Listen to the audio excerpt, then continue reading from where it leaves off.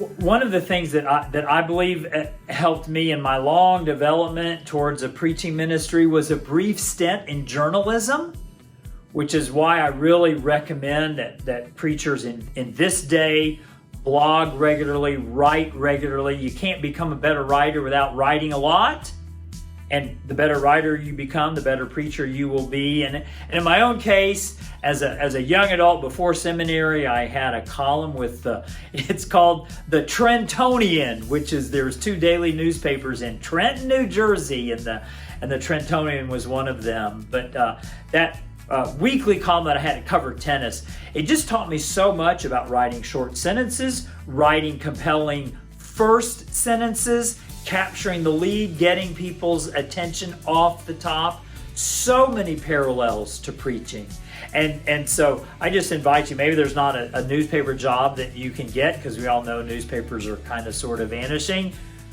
But if there's a blog to which you can contribute, if there's a blog that you can start, if there's a kind of a citizen journalist position that you can accept, do it, knowing that the more you write, the better you will preach. And in my own life, my own family, my son Riley, who's 29, he's in campus ministry, works at the University of North Carolina for Cru Ministries. Not that I'm proud of that or anything, but that's what he does. He's a great speaker and has a pastor's heart.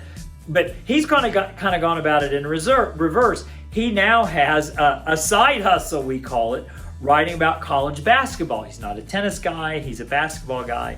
So as I read his kind of long form pieces on college basketball, I know that even the way they write about basketball these days for digital media, that is helping him craft his sentences, put together his leads, get people's attention from the very beginning.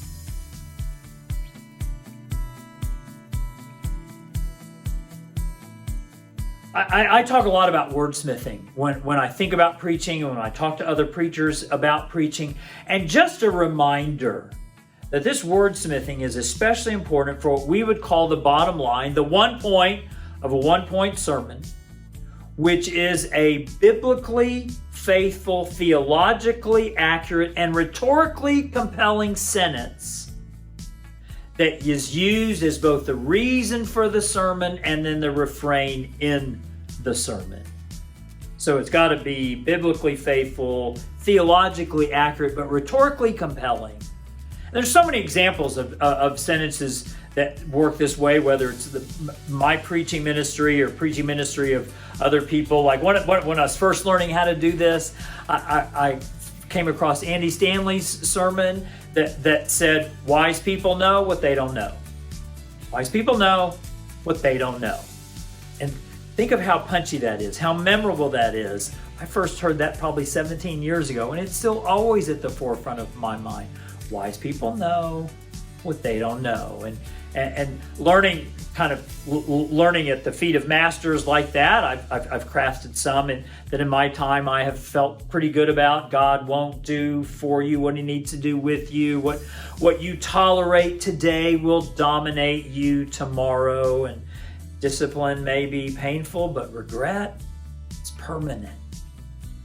So the secrets to becoming a good wordsmither is you got to practice and practice and practice. You got to jot down. There's something magic that happens when pen hits paper.